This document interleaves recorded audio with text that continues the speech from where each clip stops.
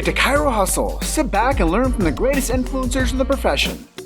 This week's episode is brought to you by Imaging Services, ChiroThin, Chiro Moguls, Mahalo Wellness, Chiro Health USA, The Goodman Factor, Chiropractic Rocks, Winner's Edge, Chiro Tax Pro, and Digital Hustle. Let's hustle. Hey guys, welcome to episode 196 of the Chiro Hustle podcast. I'm your co-host, Luke Millette. Here's your host, Jim Chester. So today we had the opportunity of interviewing Dr. Glenn Jaffe, and if you want to know about the big reality of chiropractic, stay tuned. So we have Glenn Jaffe here today on Chiro Hustle podcast. This is episode 196, and we've had quite the pre-interview chat with you today, and we haven't really touched on too much of what this interview is going to be about, but it was nice to, as I say, warm the mic up a little bit. Thank you. Awesome. Honored to be here. This is exciting. I'm excited to connect with you guys out in Colorado virtually. Can't wait to get out there for real. Yeah, and I want to come out to North Carolina. I've been to Charlotte a couple times. Great. Flew in there and actually went and spoke at Sherman College, which is in Spartanburg. Yeah, we're going to talk about that. Part of my story. Yeah, so within the chiropractic arena, we ask everybody that comes onto our show to tell their chiropractic story. Yeah. And I know I read some of your questionnaire and your bio, but let's everybody else that doesn't maybe know who you are, Dr. Glenn, share your chiropractic story and what influenced you to become a chiropractor. Yeah, absolutely. Every time I tell this story, it's like that story your grandpa tells you. It gets longer and longer because you kind of remember things and everything else. So, when I tell it, it refires me up, which is great. It puts me in a good state. So I come from a pretty medical family. My father was a dentist. My mother was a nurse anesthetist. My grandmother was a recovery room nurse. There was like 3 other dentists in my extended family. So very much the medical model was what I grew up in.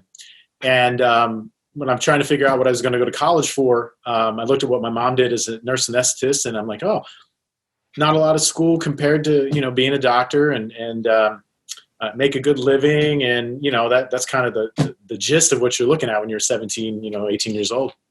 So I went to undergrad and studied nursing and quickly realized it's not what I wanted to do. And, the biggest thing about it for me, it wasn't that, my class at school, nursing school was like 80 women and 4 guys, which, that's not a bad ratio for certain things, but that wasn't what the problem was. It was, I wasn't in a position to decide what to do with the patient. And it started to kind of ring to me, and I'm like, okay, well, I don't want to take orders my whole life, if you will. So I started to kind of figure out what I wanted to do. And so this was, I think, my sophomore year of college, and I went home at Thanksgiving. So I went to school in Indiana, about 14 hours from where I grew up, outside of Philadelphia, New Jersey.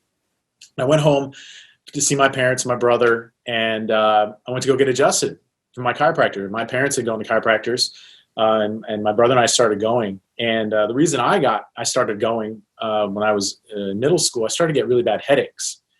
And so my parents took me to their chiropractor, and it was really the only thing that helped. Chiropractic just became part of what we did. So I went home to get adjusted, and I'm telling my chiropractor about school, and he's asking me about how things are going. And I said, I just don't think this is what I want to do. So I'm looking at maybe physical therapy, or maybe I'll go to med school. I don't really know yet. And he's like, well, have you considered becoming a chiropractor? And I looked at him and was like, no, I hadn't even thought about it. It didn't even dawn on me. So, things happen for a reason, right? Sometimes we don't realize it. So I went back to school, checked it out, realized I could still graduate on time, taking the classes I needed to. So he went to the school in Chicago. And so I looked at that school. I looked at a couple other schools, and where I went to undergrad was about an hour away from Chicago. So basically all those things kind of led me to that school in Chicago. And another one of those moments where I had really no idea why I chose the school. Didn't know that there was a much difference from school to school, and looked at it and was like, it's an hour away. A lot of my friends live in Chicago now. I know the area. Let's go. And so I went to school there, went through 4 years, graduated, and ended up down in Florida actually for a little while. Life took me down there, and ended up not practicing down there as I had intended, and some hurricanes and life changes. and I ended up in Charlotte, North Carolina. So I've been here since 2006, so 14 years now, and started practicing. And I used to be with a group, practice management group, that kind of taught me a really great way to run your practice, to do things, to flow, to set up your paperwork, your layout, and all this other stuff. And so I just started doing that stuff, and I didn't really understand why I was doing it. And you guys probably can understand, once we start to figure out the why behind things, we start to get so much more clarity with things. So that kind of led me to where I am in Charlotte now. And the confluence of events about 4 years ago really kind of started to set me on the journey where I am now.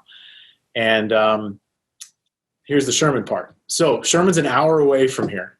And about 4 years ago in my practice, I was realizing that I wanted something different. I wanted a practice full of patients who were on wellness care, right? They come and get adjusted, not because they hurt or there was a problem, but because it was what you did. And I knew that was what I wanted because I got adjusted that way. My kids, my wife, a lot of my friends in practice, but I didn't understand really why. So I'm sitting here giving treatment recommendations to patients and 6, 8, 10, 12 visits in, they're like, symptoms are gone. And they're like, why do I have to keep coming back? And I look at them and I go, I don't know, right? Because I didn't know, right? So this is where things were. So about 4 years ago, I'm like, I got to do something different. So Sherman's down the road, totally different end of the pool than I was ever swimming in, right? Because my school, where I came from, I don't even know if there's a copy of the Green Books there. So I go down there, open mind, I register for Lyceum, right? And I get down there and I look at the sheet with all the speakers on it. I'm like, I don't know who these people are. Again, this is a different end of the pool from where I've ever swam. So I go to the first class, and the first speaker is John Minardi. So John, you know who he is, right? Oh yeah. Woo! So I look at the title of his talk, and it's Science of the Subluxation Complex. So I'm coming from Science Chiropractor School, and now we've got the subluxation word over here, and they do this, and I go, well, that's interesting. So I started to realize I needed to open mind a little bit. So 3 hours later, my mind was just literally like that meme, right? Just John took me all the way across the pool in 3 hours. And that was and I tell him this, that he's one of the biggest reasons that I am where I am now and on the path that I am now was because of what he put in front of me and what it meant to me and what I understood it. So that was one of the things. Another thing that I realized in the past that helped me get to it was when my daughters were born. And I've got a 9-year-old and a 7-year-old. And my oldest daughter, we did the doula, midwife, birth center, water birth, all this stuff. I'm adjusting her. We had a doula and massage therapy, everything, and it's going great. And then my wife goes into labor. 34 hours of labor. So I'm sitting there going, my God, the woman's body is amazing. It produces life, right? There's nothing else that can create life like her body, and it's designed perfectly. But in this situation, something was keeping it from working exactly like it was supposed to. And then so she was born and fine and everything. It just took a long time to get her out. And I put her up on my wife's chest after I caught her. And 5 minutes later, I'm getting in there and adjusting her and checking her, and it was a beautiful thing. So my second daughter, this is one of those stories where I could go on forever. But so she was breech, 36, 37 weeks, couldn't turn her. We're doing everything I learned how to do as a chiropractor, adjust her. My wife's laying inverted. We're doing the flashlight trick, the frozen peas, spinning babies, oils, everything, right, you could think of. Nothing. So we finally allow the OB to do an internal version, which if you're familiar with that, it's not a comfortable thing. So it's manually trying to get the baby to turn. And external version. I said internal version, external version. And so the OB is trying. And 15 minutes of this, she looks at us and she goes, okay, look, this is the last time I'm going to try it. And if it doesn't work, then, C-section, here we come. So she gets it and turns my daughter and gets her right about at 12 o'clock. Her feet are up here. She lets go. And my daughter goes, wham, right back to horizontal. So I'm like, okay, well, something's weird here. So fortunately, my wife went into labor. Water broke. We are on the way to the hospital. We get there, and the OB is doing her things, and it's an OB that I had known. So very, conservative as far as OBs go. And so we get my daughter out, place her on my wife's chest, and do all that good stuff. And I'm standing at the head of the table, and the OB looks up at me, and she goes, "Hey, Glenn, look." And she holds the cord up like this. And right in the middle of the cord was this big loose knot. I realized at that moment right there that her body was so smart and so designed well that it would not allow that baby to turn all the way because it would have pulled the knot tight. Every time I tell this story, my hairs on my neck stand up. That point, and I look back on it now, I realize that power that's in the body that tells it what to do, that controls it, that heals it, allows us to be who we are, is there. And I look back on these two things kind of coming together and me understanding this, and I just, this is where I am now. I understand that the body has this amazing ability to heal and function at a high level. And sometimes things get in the way of that. And only the chiropractic adjustment gets that interference out of there, allows the body to do what it's supposed to do. And it's freaking amazing. And like I said, the woman's body, but our bodies are all amazing and they're perfect. And it was just such an amazing enlightenment. So that's kind of where I am now, the long story of the short of it, I guess. But so I've tried to take that into, everything that I do in chiropractic now. And so that's kind of my story. Well, we've done hundreds of interviews, and very few have I almost felt like crying at. Just because, it's so true. And when you understand how powerful the body is and how powerful the body heals and how powerful we're created, I think it's, maybe it's BJ, maybe it's somebody, but the body needs nothing extra in it. It just simply needs no interference. Yep. I think when we think about these quote card type statements, we don't really understand that that's really the, what goes into birth. And when we think about birthing, life, you said it, the woman's body is designed to be perfect. And birth is supposed to be something that's natural. And, before any drug was created, women were producing children and it was natural. So it makes sense that we've come to the point where we have doulas and we have midwives and we have water births, and we co-manage birth because it is such an amazing thing. But, understanding also that the nervous system is directly related to that cord. So it's not just the umbilical cord, it's the spinal cord. And that's really what chiropractic is about the healthy cord. And your story couldn't be more connected to the truth of why chiropractic matters so much with life, because it's about the cord. Yep. And sometimes it has that knot right in the middle that chiropractors know as a subluxation. And then the chiropractor removes that knot, and then the cord goes back to a less inflamed state that it can actually heal. And I think that's, what you just said was the real story of chiropractic. When most people talk about it, like you said, well, why after 12 visits? I don't know. Well, because, if you want your cord to be healthy long-term, we have to keep the pressure off of it from the bony matter, which is the spinal vertebrae. And right. If we keep the spinal vertebrae in a healthy state to where they're mobile, then the cord is healthy. And the cord is what produces life. It's brilliant, man. Yeah. We've all had those moments where it's divine, I guess. You just come to this new clarity on something, and first of all, I think you need to understand that can happen. And a lot of my life, I didn't realize that those kinds of things were possible, to pay attention for them and to allow them to happen. But, now that I understand that, and to realize that, having that kind of clarity on something, as you guys probably experience in different things in your life too, it's really cool. And then you realize that you need to take something with it and share it, and don't keep it a secret, and grow it. And because somebody probably did something in the past to share theirs with you, and either at that moment or future time, it became apparent. So, that whole pay it forward thing is absolutely true. The momentum has to continue. Tell the story, tell the story, tell the story. Yep. But tell your version of the story. right? I'm going to tell my version, my truth, what makes sense to me. The cool thing is that it's the theme should be the same, right? The chiropractic theme should be the same, but it should be, our version of the story that we tell with authenticity.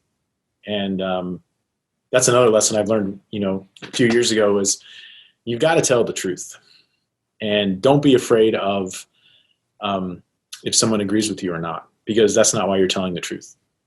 If you're not telling the truth, then you're not telling the truth. If you're trying to tell something to somebody because you want them to like you, I saw this the other day, then you should go open an ice cream stand.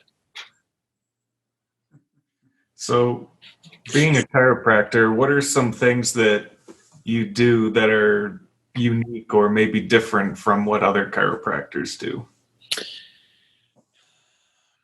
I think I like to do things in my practice in a way that I really want to make sure that we're as unencumbered with barriers to people as we can, to allow as many people to come in and experience what we do in my office so that they can see what our version of chiropractic is.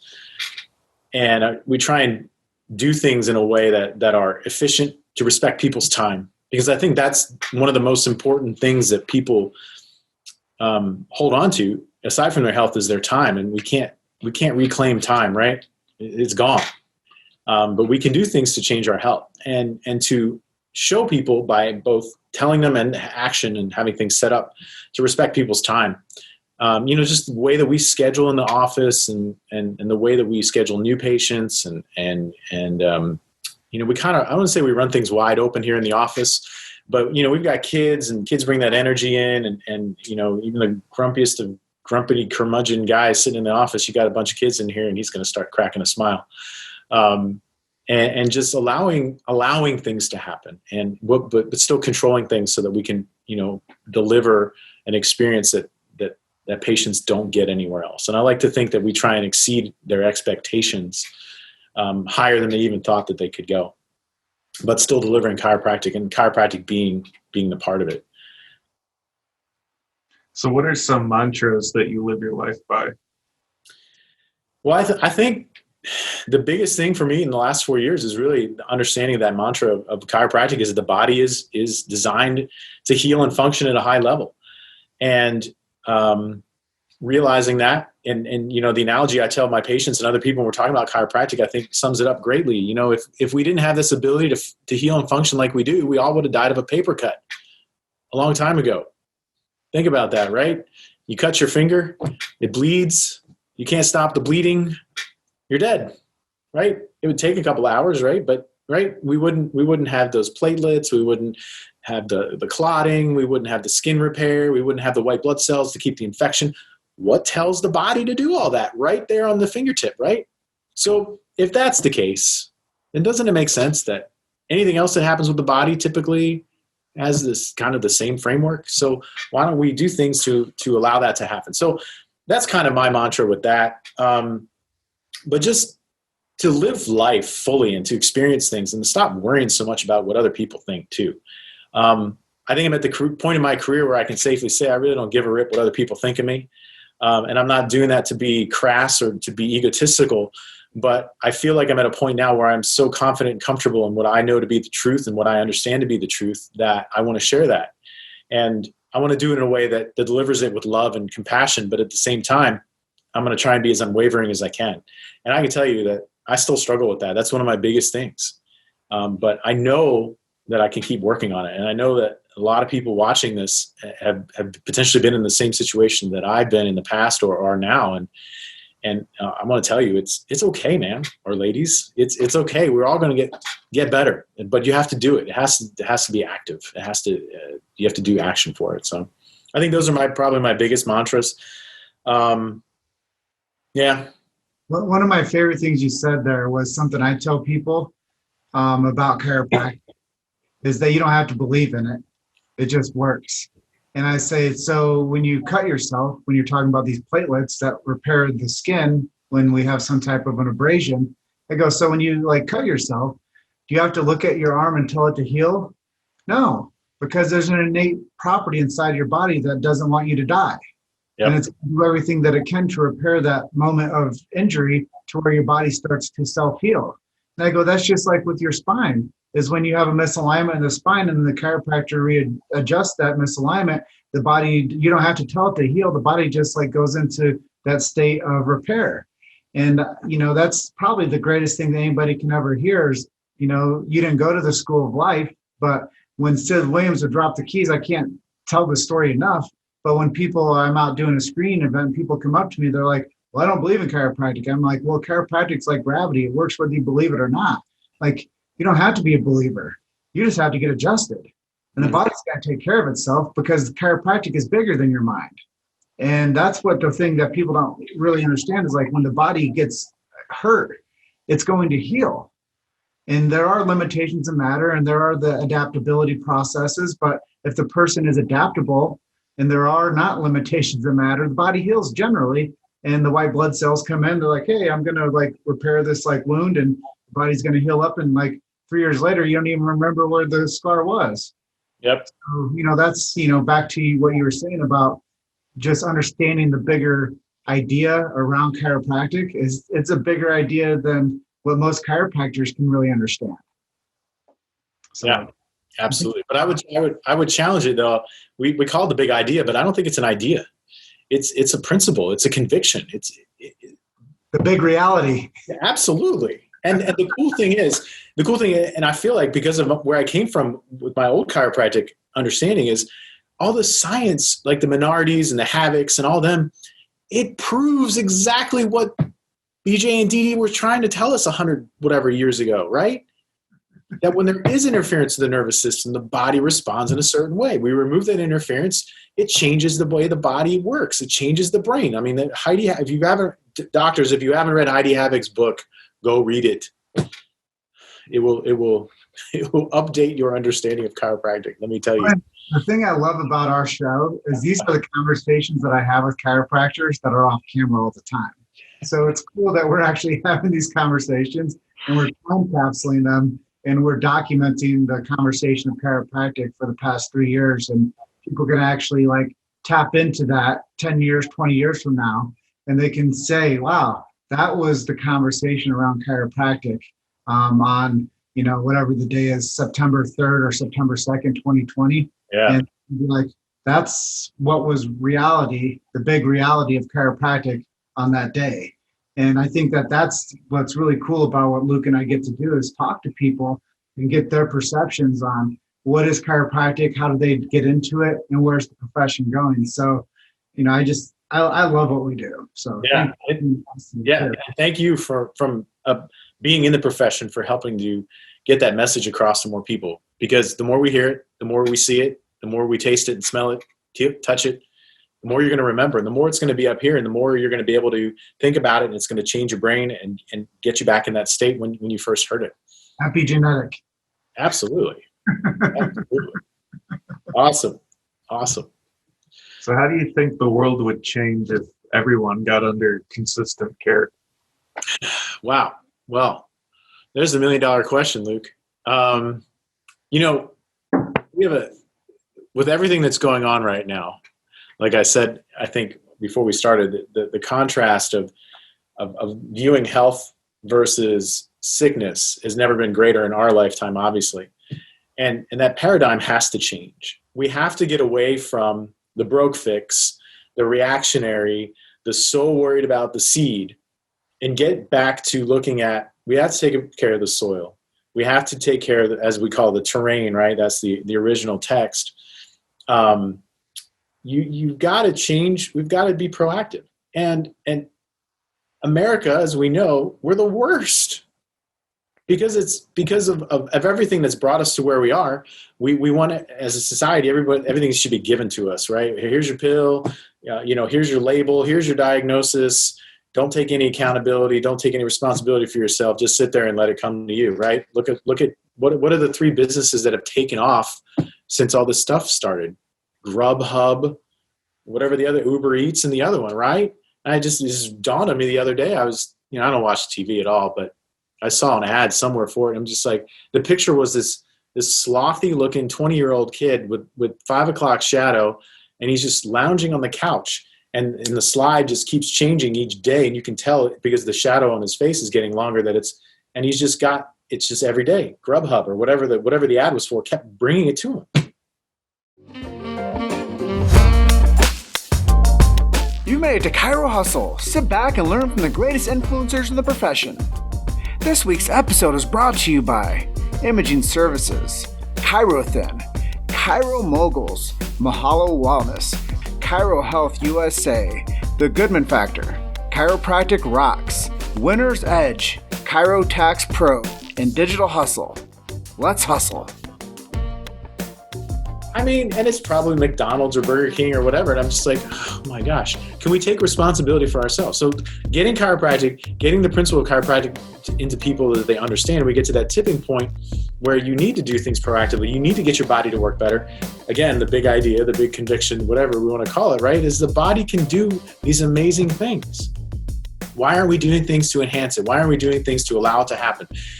It's cheaper. It's more efficient. It's more economical. You're going to live a better life. You're going to enjoy more out of life, right? We don't have any extra time than we already have. You know, our time is finite. We don't know how long it is, but we shouldn't take it for granted.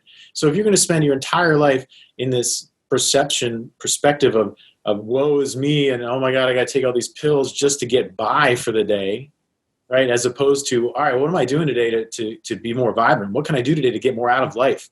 Life is a gift, as Tony Robbins says, right? Your heart is beating. That is a gift unto of itself. Take advantage of that. You know, turn off your TV. Do things differently. Stop listening to the gloom and doom. And we can get out of it. What are we, 38th in the world? Or whatever that number is of health quality? We're the richest nation in the world by far. But yet we spend all this money on healthcare and we're 38th. Wow. What, right? So go to the Olympics. What does the 38th person who runs the marathon get? Nothing. They don't even know who they are, right? It's embarrassing. It really is embarrassing. We have these... Back to what you're saying, Glenn, is people have been indoctrinated with cheap, fast, and easy. And when you do cheap, fast, and easy with anything with this, that's not a good choice. And, you know, easy life is hard. It takes hard work to get an easy life.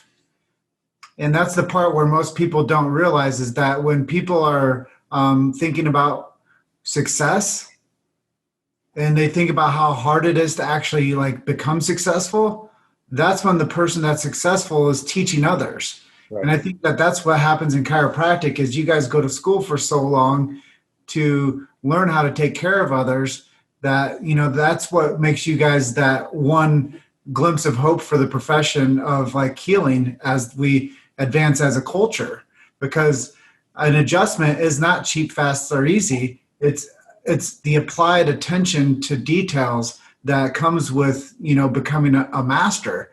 And, you know, that's what people don't understand is like the student is already a chiropractor. They just haven't gotten the piece of paper because they made that decision in their mind that they were going to go out there and serve a community somewhere. And I think that that's another part where we have this misnomer with a chiropractic student. They feel like they're less than, but really they're at that high level of achievement where they're sacrificing it all, man. And they're going all in to become somebody like, you know, what they see as their future self. And I just think that if we don't have these conversations and let people know that they are powerful, but if they allow themselves to live cheap, fast, or easy, then they're just going to, like they'll be on the pill mill, like you said. And that doesn't make a better quality of life. And nobody wants to spend time with that curmudgeon-y person that's all jacked up on drugs. Like, I don't. Like, I want people that are clear. I want people that are, like, functioning. I want people that are, like, have a zest for life, that are just so on fire, that just want to go out there and, like, you know, wave at people and open doors for people and, like, say please, say thank you. You know, that's where I think where we need to go back to is, like, you know, personal responsibility for your community. And that's really what Luke and I, when I got into chiropractic 11 years ago, I just wanted to like really get into something that I could give my full gusto on and believe in, because so many people do jobs that they believe in about this much of. So, yeah. And you're right. And you're talking about people that seem to have it all, or that do it and have the easy life. You got to work hard to do it. Right. Think about, let's take Michael Jordan. I'm not going to enter into a debate here, but I think he's the best basketball player of all time. But There's a lot of LeBron lovers out there. I'm not saying he wasn't good. He's not good. But anyway, I grew up watching Michael Jordan. So how many foul shots, how many shots, free throws, three-pointers did he take in practice, right? You'll never know, right? The hundreds of thousands of shots that he took before he stepped onto the court the first time in his Bulls uniform, right? Nobody thinks about that. How many times did he fail, right? So if you ask him, he'll say he never missed any of them. But he's got that killer mentality, right? But right, you've got to put the work in. And this is one of the biggest, going back to one of those questions you asked me earlier, one of the biggest things that John Minardi taught me on everything else was that anything that needs to change takes two things: repetition and time. Healing, repetition and time. Changing this, repetition and time. Changing your life, repetition and time. Action and time. And it kind of succinctly ties into what's really my favorite chiropractic principle right now is number 6, is the principle of time.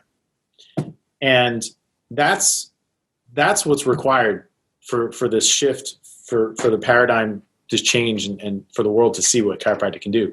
It's going to continue to take time, but it also is going to take repetition. And what you guys are doing is so important to that. Like you've alluded to, you've got to document this, you've got to keep it, but you've got to keep doing it. We've got to keep listening to it. And so thank you for letting me be a part of that. That's exciting for me. There's so many giants in this profession, and I feel, what do I have to say? These guys, like, I'll keep picking on Minardi. I mean, he's just a big dude anyway. But just to think about that and to be contributing to that in my way is for me so exciting. So thank you. So on the topic of time, where do you see chiropractic going in about 20 years? This is something I've learned in the last 4 years, and my mentor Tim Young has really helped me understand the importance of understanding why we do things. And it comes from Simon Sinek. If you haven't read his book, Start With Why, I highly recommend it. Another book. But if you don't know why you're doing something, then you're just doing something just to do it. And Jim, you talked about those people that care this much about their job or whatever they do. And maybe that's the reason. They don't know why they're doing it. And they might tell you, I'm doing it to provide for my family, to paycheck and yada, yada, yada. Well, you've got to get bigger than that. And chiropractic has to figure out its identity first. And this is something that I've learned working with all these different state associations over the last couple of years, is that there's so many versions of chiropractic out there that, we complain that the public doesn't get us. Well, the problem is, as we all know, is that we don't get us. We don't understand what chiropractic is. And we keep arguing about it. We can't get to a certain high level, identity of chiropractic. So if we can figure out our chiropractic identity and let that pervade through all the different flavors of chiropractic that can be out there, but it all comes back to this one thing. And we have it, right? The big idea. The body has this ability to heal and function at a high level. Well, if you want to do rub-a-dub all day and you want to do exercise therapy and you want to do ART and you want to do acupuncture and maybe you'll adjust them and then you're going to put them in this, that, and the other thing. Or if you're the kind of doctor who is, I'm only going to touch this atlas and that's it. And I'm going to use this little device and that's it. Great. As long as you're both doing the same thing with the same purpose of enhancing that healing process and allowing the body to do it, then do what you want. But if the public doesn't understand that, then it doesn't matter. And we've got to stop. You hear this all the time. We've got to stop circling the wagons and shooting at each other. And when I get into the different political arenas that I do for chiropractic, it's still a problem.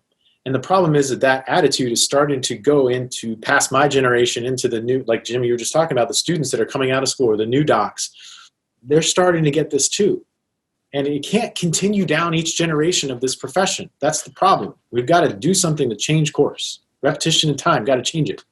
So if we can do that and we can get these egos out of the way, then we can get to that tipping point. We can get past the 3 to 11% or whatever the number. You probably know the number better than I do. But we've got to get to that tipping point where the people understand that this paradigm can change. And then chiropractic will be ready to slide in, like you guys are saying, and say, here we are, 125 years of the same message, hasn't changed. Oh, you want it now? Great. Here we are. We're ready to serve you. and they're going to want us, and they're going to want to take advantage of us. The other thing that I'm worried about in 5 to 10 years is when this does happen, this tipping point will happen, is that are we going to have enough doctors to be able to serve this demand? I'm really worried about this. Not because I don't think there's good doctors coming out of the schools. There's just not enough, right? If we have offices that are struggling with the volume that they're at now to deliver high quality care, whatever it is, double the volume in a year, right? Can our profession even handle that, right? Let alone what it will be in 5 years once we reach this tipping point. So there's a lot of things that we have to do, but I think it can happen. And I know the passion is there, the energy is there, the enthusiasm is there, but we've got to prepare the army, if you will. We've got to get enough boots on the ground of doctors who understand what they're doing and understand their purpose and what they're doing. And then however they want to do it, go for it. You know, this chiropractic tent is pretty big, but the tent's got to have something above it. And that principle is there. You know, no matter what your persuasion of chiropractic is, it can still be, the big idea can still be there. So, you know, come to our tent. I can use our example here in North Carolina. We've been around for over 100 years. And for like 99 and a half years, we've had one state association. I'm not going to go down the road why we have another one right now, but it's not a philosophical issue. And we've been able to be fortunate to have this big tent in North Carolina.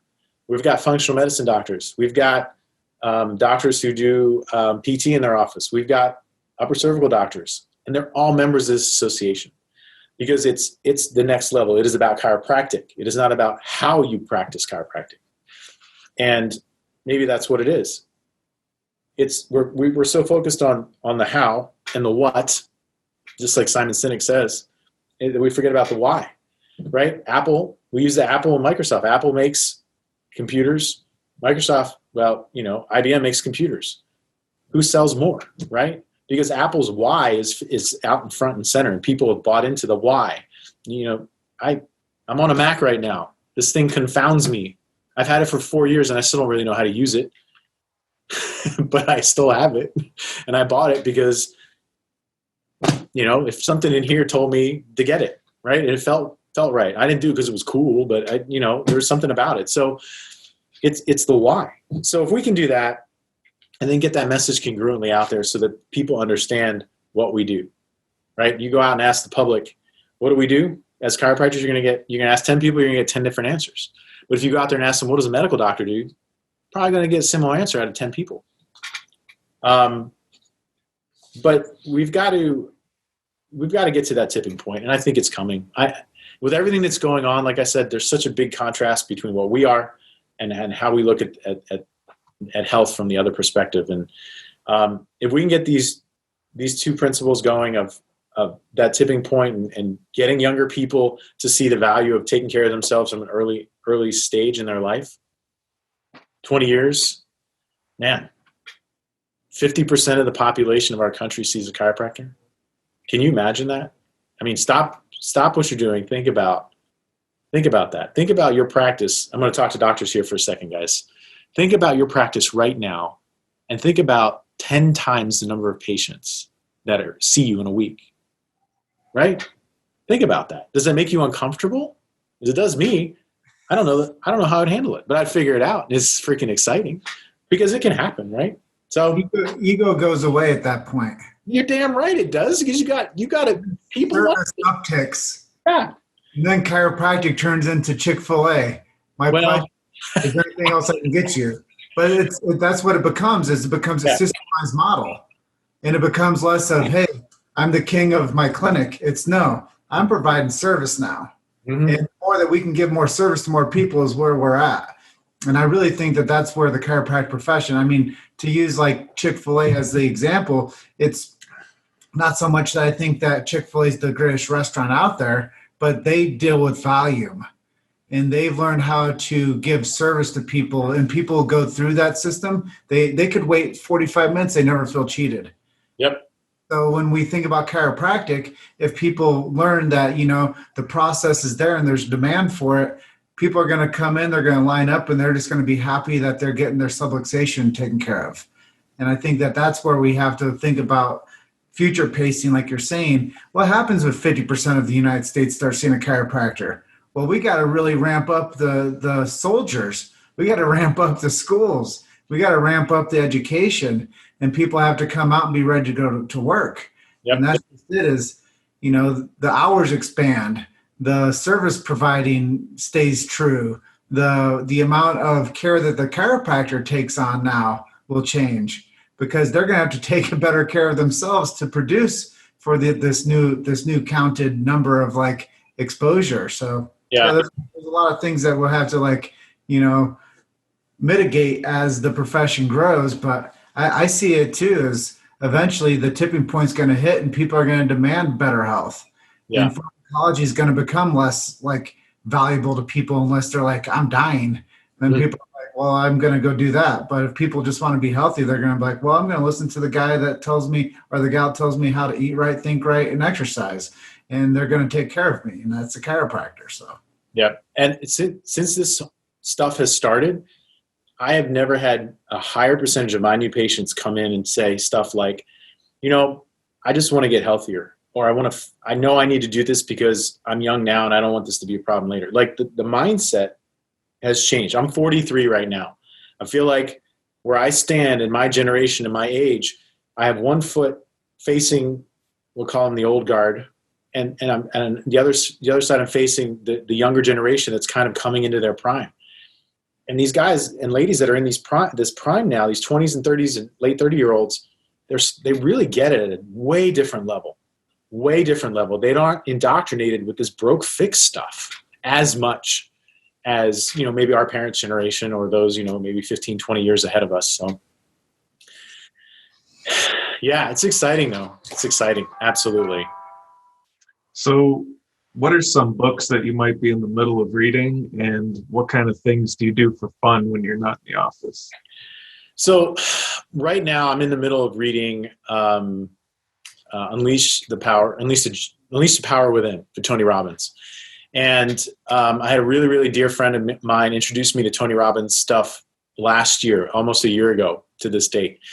And I had been familiar with him, Tony Robbins, but I didn't really know anything about him. I just knew his name and everything else. And anything that Tony has put out, I've just really started to consume. It has changed the way that I look at my life, how I think, how I do things. It's changed how my perspective on what I think I can accomplish and what I think I can do. It is very good at unprogramming your brain. And much like chiropractic, you don't realize what your body can do. In this case, you don't realize what you can do until you realize that you already have it inside of you. And the way Tony does things, it's really great. From a chiropractic perspective, he's able to talk about things from a psychological standpoint, physiological standpoint, and there's a lot of congruence for the way that I've kind of understood things. I'm also reading, Strauss's updated version of Stevenson's textbook. I will admit, reading green books for me is a struggle. They're not fun to read. I'll just put it out there. I'm not saying the stuff in it's not good. It's just, for me, it's not fun to read. So I struggled with really diving into that stuff. And I know that I need to learn more about chiropractic philosophy. So I got turned on to this book, and it's for anybody out there who's struggling to kind of wrap their brain around chiropractic philosophy. Go get the Strauss book. It was written in 1994. Basically, what he did was he took Stevens's textbook and 33 Principles and brought it into modern language. So it's way, way, way easier to read. And so I've actually really enjoyed it. And I find myself shaking my head a lot as I'm sitting there reading it. So I'm working my way through that book. So those are kind of, I think, the two books that I'm reading right now. And I've got this stack of books. I've got this problem. I buy books all the time that I want to read, and I just keep adding it to the pile. I've talked to one of my other mentors last year, and I were talking about the idea of taking 6 months off and just going and reading every day. And that's all you did was eat, read, and exercise, and just kind of meditate or just let your mind wander and just think about how much you could accomplish by just doing that. I think it would be fun. I wish I had the resources to do it. But anyway, so those are the books that I'm reading right now. And it's funny you mentioned that, books too. I love music. I love music. I used to be a musician. I used to sing, and I used to listen to music all the time. And I hardly find myself listening to music right now unless it's for a purpose. I listen to a lot of electronic music, especially on my way into work, or if I'm doing things to get ready and get my physiology and my mentality into a certain state. And that's a Tony Robbins hack. If you're interested, shoot me an email. I'll talk to you about how that's changed my life too, when I went to one of his seminars last year. But I'd love to share that story, but that's a whole nother story. But I use music, and then I'll read or listen to podcasts instead of music, like if I'm driving somewhere. So that's kind of what I'm doing to feed my brain. Cool. Well, I know that we're coming up on the edge of our time together today. Yeah. Is there anything that we didn't ask you that you'd like to share with our audience today? I know you guys are so good at helping people understand and navigate marketing and social media. And I'll just say this. I used to hate social media. I still hate it for the reasons that it's not fun anymore for me personally. And I really, especially Facebook, I'm just tired of it. But I understand from the other perspective, and I think this is my maturity of thinking, is that it is a necessary tool to help get the message of chiropractic out there. And however you do it, you got to do it. But you've got to understand, like what I did, is that you're using it to share your message. You're not using it to try and get new patients. People are interested in hearing you, and they want to hear things that you have to say that mean things to them, that are important to them. And that message has to be in their language, and it has to be directed at them. And you've got to figure out where they are, and then you put that message out there. So my staff has just walked in from lunch, and she will tell you, she's laughing because I used to hate Instagram, and now it's my jam. I love doing our posts for the office on Instagram, and it's a lot of fun. So I've learned you just got to have fun with it. And that's the biggest thing. So if I could share that, that's kind of been one of my revelations that I've watching you from afar and from near for a while, Jim, and that's really kind of helped me get there. So thank you for being a part of that process for me. But yeah, just have fun with it. Don't worry about doing it perfectly. Just do it. Take imperfect action. It doesn't matter. It doesn't matter if your hair's messed up. It doesn't matter if you don't have the right angle. The Instagram influencer, my gosh, it's so funny. I walk around in public and I see them. But anyway. Inaction is still action. Absolutely. So what's your website or Instagram, or where can people go to learn more?